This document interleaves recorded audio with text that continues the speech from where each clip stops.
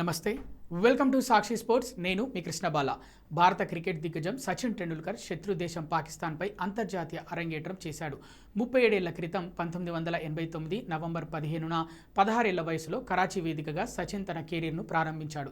కృష్ణమాచారి శ్రీకాంత్ సారథ్యంలో సచిన్ తొలి మ్యాచ్ ఆడగా అది కపిల్ దేవ్కు 100వ టెస్ట్ కావడం మరో విశేషం. అయితే తన తొలి అంతర్జాతీయ మ్యాచ్లోనే సచిన్కు వింత అనుభవం ఎదురైంది. ఆ మ్యాచ్లో జరిగిన అనూహ్య ఘటనతో తాను ఎంతగానో భయపడిపోయానని సచిన్ గుర్తు చేసుకున్నాడు. తన ఆత్మకథ ప్లేయింగ్ ఇట్ మై వేలో ఈ విషయాన్ని ప్రత్యేకంగా ప్రస్తావించాడు. ఈ ఘటనను పాకిస్తాన్ మీడియా కప్పిపుచ్చిన విధానం తమను విస్మయానికి గురి చేసిందని వెల్లడించాడు. నా అరంగేట్ర మ్యాచ్లో పాకిస్తాన్ టాస్ గెలిచి తొలుత బ్యాటింగ్ ఎంచుకుంది.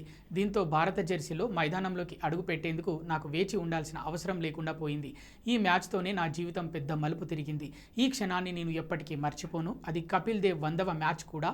అప్పటి వరకు సునీల్ గవాస్కర్, దిలీప్ వెంగ్ సర్కార్ మాత్రమే ఈ ఫీట్ సాధించారు అంటూ ఆనాటి మ్యాచ్ను గుర్తు చేసుకున్నారు.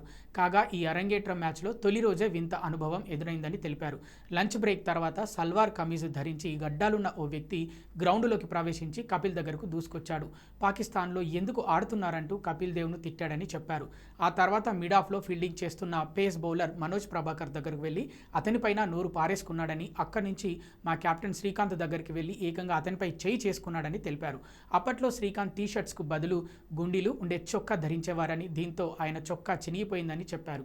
ఆ తర్వాత నా దగ్గరికి వస్తాడని భయపడ్డానని, అతనొస్తే డ్రెస్సింగ్ రూమ్లోకి వెళ్ళి దాక్కోవాలని అనుకున్నానని అన్నారు. గ్రౌండ్లో ఇంత జరుగుతున్నా భద్రతా సిబ్బంది వేగంగా స్పందించలేదని, చివరకు కొంతసేపటి తర్వాత అతన్ని బయటకు లాక్కెళ్లడంతో నేను ఊపిరి పీల్చుకున్నానని సచిన్ చెప్పుకొచ్చారు.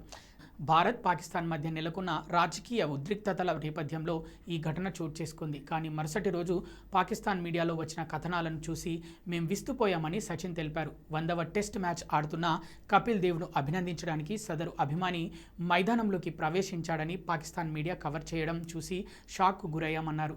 శ్రీకాంత్ చొక్కా చిరిగిన సంగతిని పాక్ మీడియా ఎక్కడా ప్రస్తావించలేదని, తన బౌలింగ్ను అడ్డుకోవద్దని, ఆటను కొనసాగనివ్వాలని సదరు అభిమానితో అన్నట్లు కపిల్ దేవ్ తర్వాత నాకు చెప్పారని సచిన్ టెండూల్కర్ సంచలన విషయాలను బయటపెట్టాడు.